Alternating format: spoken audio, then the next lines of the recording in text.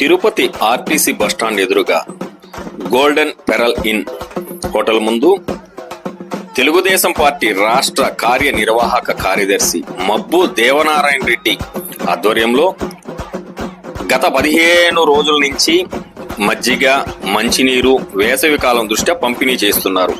మరో 2 నెలల పాటు భక్తులకు, యాత్రికులకు, ప్రజలకు ఇక్కడ ఈ సేవలు అందిస్తారు. మే 9వ తేదీ జరిగిన ఈ కార్యక్రమంలో Tirupati municipal corporation deputy mayor Mudra Narayana, standing council member SK Babu, Narasimhachari,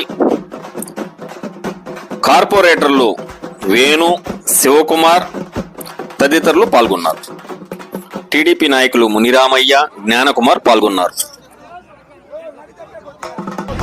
గత 15 రోజులుగా ఈ వేసవి తాపానికి ఎక్కడెక్కడి నుంచి వచ్చే యాత్రికుల కోసం ఇక్కడ గౌరవ పెద్దపన్న గారి ఆధ్వర్యంలో మజ్జిగల పంపిణీ జరుగుతుంది.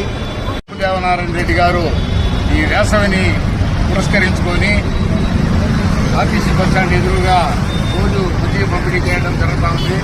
గత 15 రోజులుగా ఈ కార్యక్రమం జరుగుతూ ఉంది. ఈ సందర్భంగా ఆయనకు తోడుగా కార్పొరేటర్లు ఈరోజు యాత్రికులకు, గంగమ్మ గుడి భక్తులకు జాతర సందర్భంగా అంబిలి పంపిణీ